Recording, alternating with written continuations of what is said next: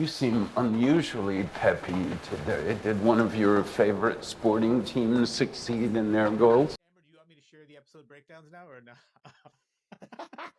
Okay, let me just get this. Okay. It'd just be helpful to have about that. Yeah, I know. That's why I sent them to you. I didn't know like I had to actually I mean, we like have a share functionality. I didn't know that this was COVID and teaching the 18-year-olds that who didn't understand that you guys actually have to do some work this Hey, I fucking emailed to myself. What the hell? Okay. Let me in. So everyone, thank you for Everyone needs his assistant to put together. Okay, let me just No, start just this. say you shared. I could have shared it. Adab, NBA fans, comrades, friends, brothers and sisters, welcome to the Crunk Navab's NBA show. It is Sunday, April 20th. It is my birthday today, and we're doing something special for my birthday. What we're going to do, we've already done the main show. We broke down the weekend's playoffs. We're actually going to have a video of that Knicks run yesterday, that 21-0 run. Aaron's just going to take us through his roller coaster of emotions watching that. Umar is going to give us more of kind of an objective analysis. I really didn't watch that game. I was actually cooking during that game. I had to cook at some point. I decided I wanted to do it during that game. I kind of watched the first and fourth. But before I get to that, what I wanted to just talk about is it's the playoffs everywhere. And so I wanted it, Amber kind of talked about what is New York like with the Knicks as a pseudo contender. Umar, what is Toronto like now that the Leafs are, I'm not sure what they are, but maybe there's something. And then I can just talk about one experience I had in Vancouver. Like, what's the atmosphere like? I'll start with Umar. So it's strange because I mean, for the last decade or so, the Raptors had been probably the more successful team. So this time of year, the whole Jurassic Park phenomenon finally happened. Something that I know MSG just adopted this year for the first time, like the whole outdoor watch along party, which has been, it's been nice to see. And the Leafs also have it with Maple Leaf Square. They do the whole like outdoor watch party. I gotta say though, now that the Leafs are like competitive, it is so annoying living in this goddamn town. These fucking people, like, have they not learned their lesson after 65 years or however many damn years? It's not going to happen. Like, this team, it's just not going to happen. Just give it up already. Like, it's annoying. I can't stand all these douches walking around in their stupid hockey jerseys in the financial district. Like, we get it. Your company got you tickets to the game. You're going tonight. Easy, champ. That being said, you really went can't all stand in intense from the start. I'm sorry. Amber, what's sorry. New York like? And then, well, I'll start with this. I don't get a basketball atmosphere because I'm in Vancouver, and I literally don't follow hockey. But what I will say is, I think it was 2022. You had the Battle of Alberta, which was Calgary Edmonton. I think it was in the second round or something. And in Vancouver, we have a lot of transplants from Calgary and Edmonton. And I actually did enjoy the atmosphere in bars because, like, they don't like each other. And these aren't, I'll be quite honest, the transplants aren't the most sophisticated people. And so it was a lot of fun. I'll just say that. Amber, tell us what New York's like, and then we'll get into kind of the thrust of this. What is New York like, and what were you going through those first three quarters yesterday? We kind of have an idea because we have a group chat, but take it away. Yeah, I mean, obviously I moved to New York City 15 years ago. So, I've observed all the sports, and it's interesting, like, in the 15 years I've been here, I think the only champions they've had are obviously the Giants, like the Giants' second Super Bowl they had in 2011. So they've not really had a winner. The Yankees haven't won. The Mets suck. The Jets suck. And then the Rangers were good a couple years, but New York's a Knicks town. Like, when the Knicks are good, the bars are full, the people are pretty excited. We just haven't experienced it at all that much. I would say there was a period that Jeremy Lin thing for like 2 months was a real thing in the city. It was not some like people were actually going to bars and games, and there was like a genuine sort of excitement that there was some electricity pulsing through the Knicks and the city. Um, Yeah, I mean, I think the last couple of years have just been, sort of fantastic to have this playoff run and have all the local bars just filled up. And I think it actually is fun when the Rangers are good too, because you can have Rangers and the Knicks at the same time some games, and sometimes that happens.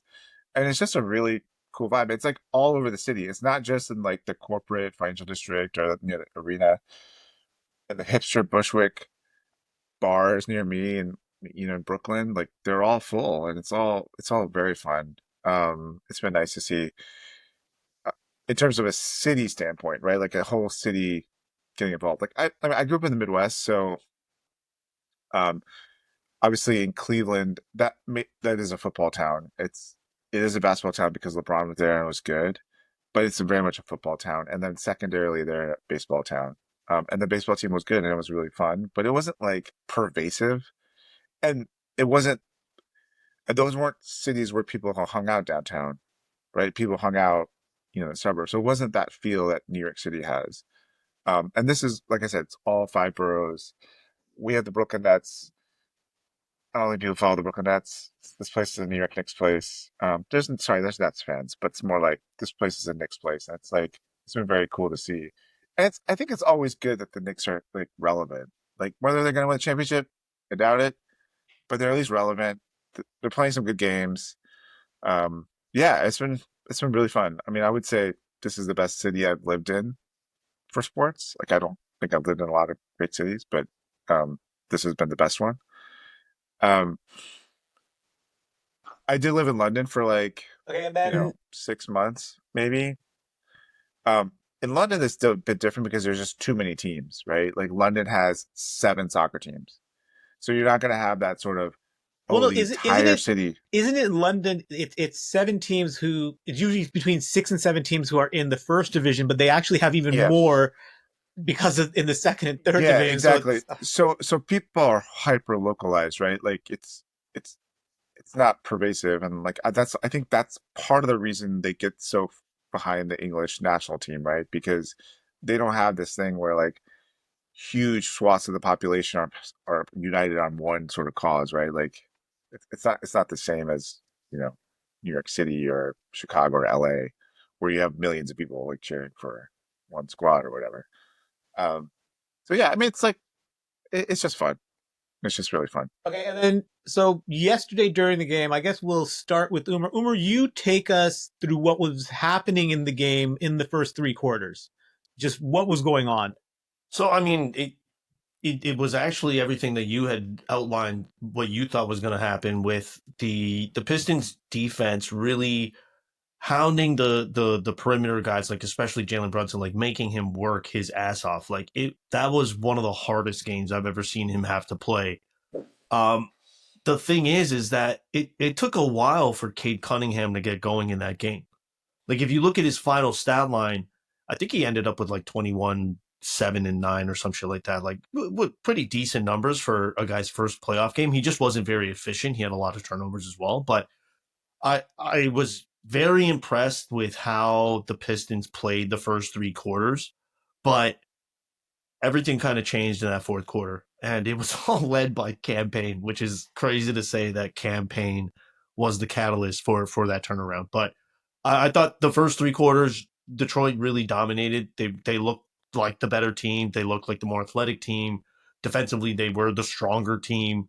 And the game really just turned on a dime. And then after that run, it was just you could see the Pistons crumbling. Like you could see the youth on the floor in full display. Like, Well, we'll get to the run. So, Amber, you take us through your emotions for those first 3 quarters. I do think at one point you messaged in our larger NBA chat with some more cousins, nephews, this sucks or something along those lines.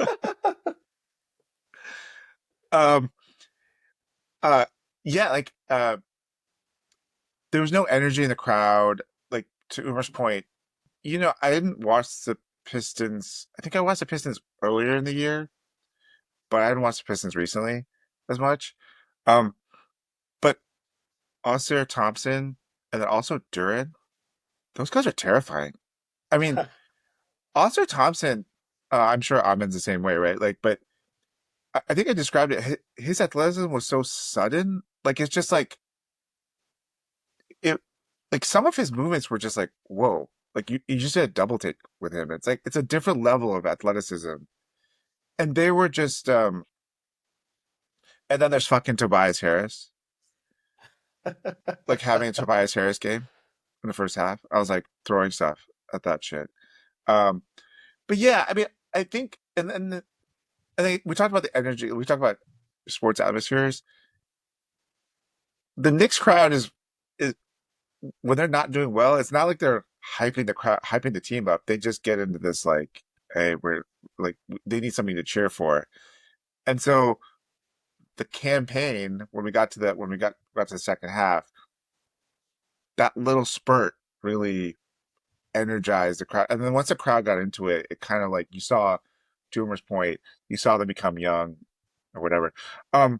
One thing is like Cade had a very bad game. It was like it was like you hopefully the next game, like this is his first game, so like I think hopefully that was one of next game. that was our major concern with Detroit. It was there's just no secondary anything. Yeah. Right.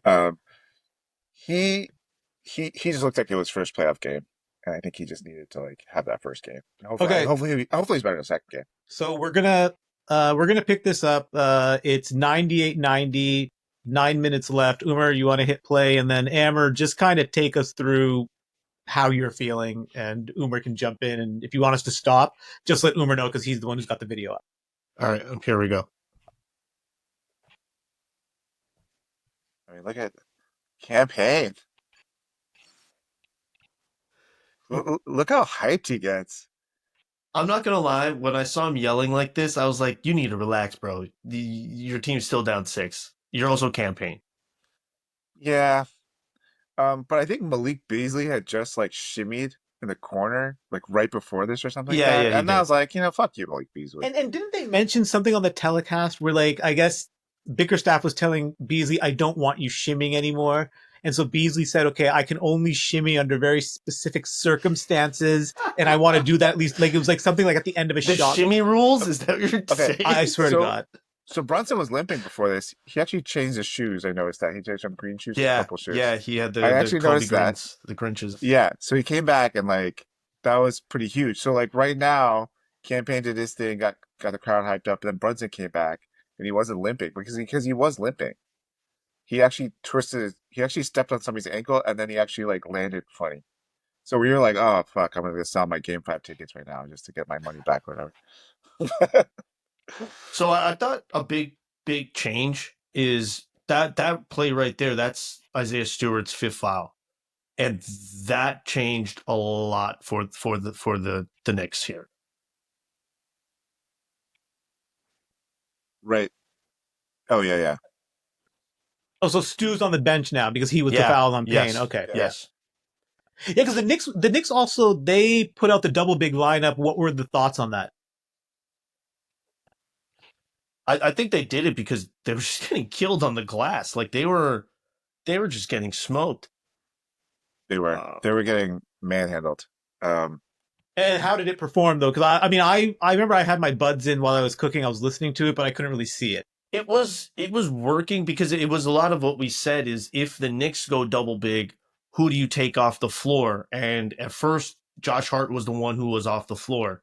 And it was pretty evident that the Knicks had no one outside of Jalen Brunson to handle the ball and do anything. And I think you can already see they've already kind of gone away with it where Mikal Bridges doesn't play at all down the stretch here. They're good with Cam Payne. Like that's what they went with. And they went away from the double big. Like they went away from Mitchell Robinson. Yeah, like that was one where he just got right by Tobias and then kind of stopped, got him on his hip and said, okay, are you going to foul me or just let me have the jumper? Yeah. And Brunson didn't have a great game, but he also had 34 points, 12-27. I think at one point he was really bad, though. Wasn't he like 7 of 20 and then towards the end? Yeah. Basically, this fourth quarter is where he got most of those points. And so right now we have what? We have Towns, OG, Brunson, Payne, and Hart. And they have Duran, Schroeder, Harris, Thompson, and they've taken out Cade. Yeah, they took Cade out with 9 minutes. They tried to give him like a 3-minute stint, I think. Okay. Pretty sure he gets... Sorry, you're saying? I'm trying to figure, is that Holland or Thompson? Who's the 5th guy out there for... This was a great shot. Yeah. That is Holland. There you go. Oh, no, number Cam 9? Payne. Number Yeah. 9 is Thompson. That's Yes, sorry. Thompson. Okay. And yeah, then there's Cam Payne once again hitting a huge three. Marcus Everyone's like, Camby. Marcus Cam. You should Everybody have was seen. there. You should LJ was see there. it. Yeah. Latrell. John Starks. There's Sting John was- Starks. That was Sting.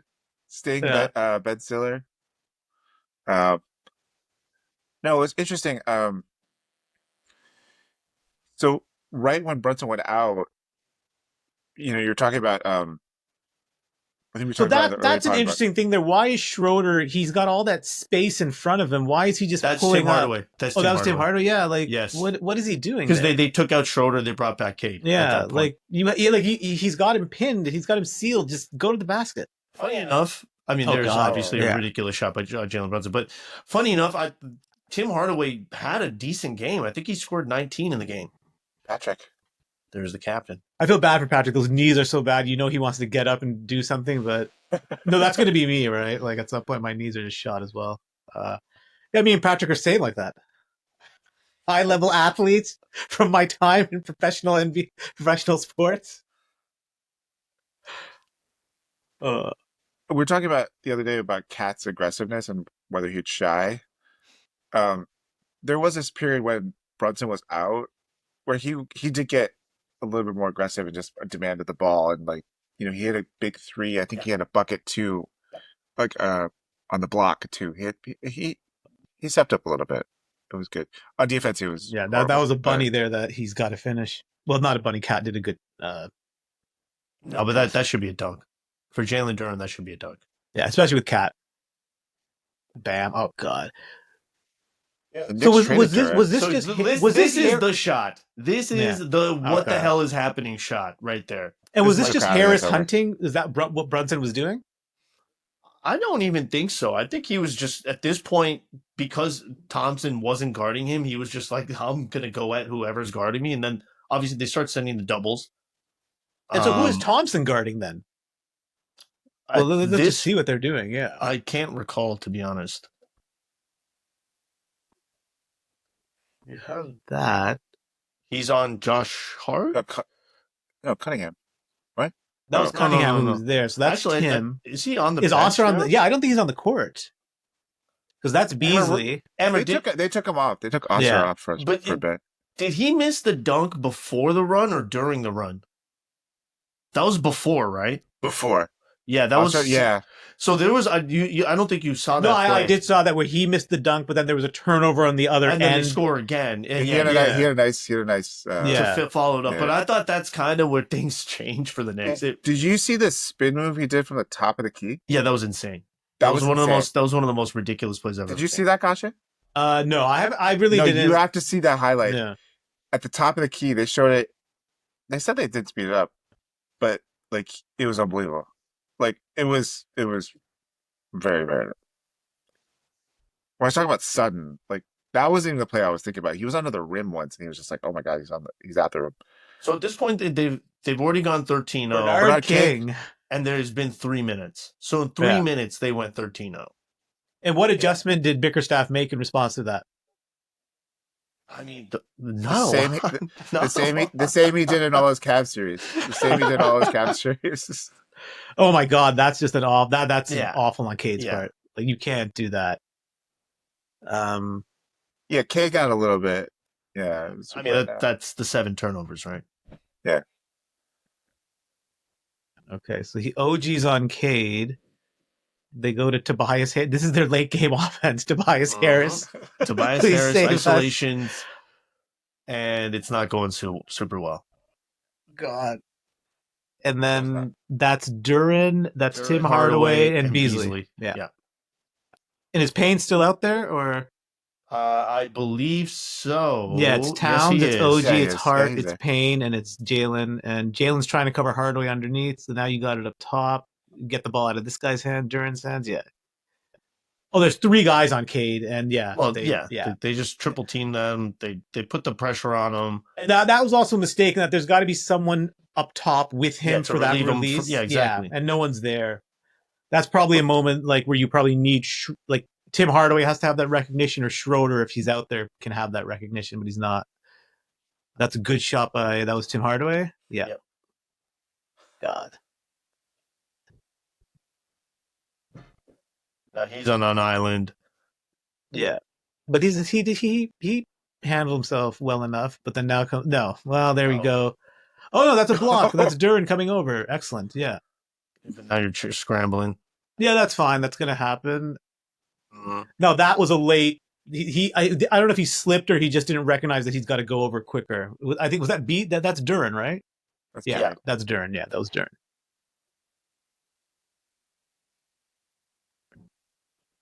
That's a good contest and a wild shot. And he wants to go to the and again chirping up the refs, which I mean, there probably were fouls, but I think that's And the. that's it. no, that's it. And Okay. that's the end Okay. of it right there.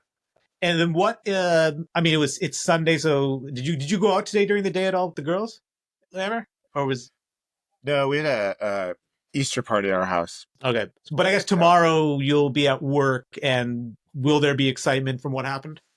Yeah, when's the next game? Is it Tuesday or? It's tomorrow. Oh, it's tomorrow. Yeah, Oh, tomorrow. yeah. Tomorrow is them and then also the Denver game. Oh, wow. Okay. Yeah, there'll be. I mean, yeah, all the bars will be full. And it's nice. I've already Emma, have you heard the newest sidewalk talk clip from this weekend? No, there was one. Cade, D Wade, Army Brigade, Nixon 4, baby. That's the line. So I guess the question we'll ask is, I'll start with you, Umer. How bad of a loss was it for Detroit? What adjustments can they make? Does this change anything, or does it reinforce stuff? I think this is very similar to the Clipper situation. They had the game within their reach, like they played as well as they could have for 3 quarters, and they kind of let it slip away. Obviously, for very different reasons. I would also say that they just fell apart. Like that 6-minute stretch, they just could not get it together, and then you could see they unraveled. Like they made a lot of plays that, you know, teams that are young do. They made mistakes, and then they just didn't make some shots that they wanted. That being said, I think there's a lot to take away from that game. If like positively, if you're the Pistons, you know you're the more athletic team. You know defensively there is a game plan here to stop the Knicks. It's just, can they stick to it? And then also, will it take Cade almost 2 quarters to finally get in the game? Like his second half, the numbers are very deceiving, but his second half was significantly better than his first half. But hopefully now, you know, he's got the jitters out. He still had 12 assists. Like yes, he had 7 turnovers, but it could have been worse. So you have something to build off of. It's just now they have to pull out this next game. But I mean, if you're the Pistons, you have to also think that one, you could probably win a game or 2 at home. So there's some reassurance in there. So I don't think it's as dire a situation as maybe it is for the Clippers, because I do think there's a lot that the Pistons could have done better. But you know, we'll see if they can build on that. And then Amber, going forward, do you have any concerns even though you got the win? Yeah, I mean, the athleticism and stuff like that, they just couldn't handle it. And Tibbs, Cam Payne won this game for them. I mean, what am I going to be excited about with that? Just to piggyback off what Uber said, I do think it's a missed opportunity, because if they would have won that game, this city would have gone. The pressure cooker would have been ESPN, Stephen A, everything that goes with that would have put even more pressure on game 2. And I'm not sure about this, the mentals of this Knicks team. So I think that's a missed opportunity in the sense, like if they would have got that game 1, this place would have just, like, you know, whatever. But yeah, I mean, I think like Knicks got to start quick at home, get the crowd into it, and then hope that rides them into the thing, because if the crowd's into it, I think they can get through. Yeah, my sense is, again, limited watching. I'm glad I watched that. It's one of those things where you can kind of put Schroeder out there because Brunson's out there, but then if you have Schroeder out there, you have to have Cade, because you kind of need someone to help Cade. And so that means you're going to have to always probably have one of Hardaway or Schroeder, unfortunately. I don't understand why Osser, like, it seems to me you just need to play him as much as possible, just because what I did see was like no one on that Knicks roster is capable of kind of dealing with his physicality. Not even capable of dealing with Duran's, but I thought this was going to be one of those 1-1-1 or 2-2 whatever series.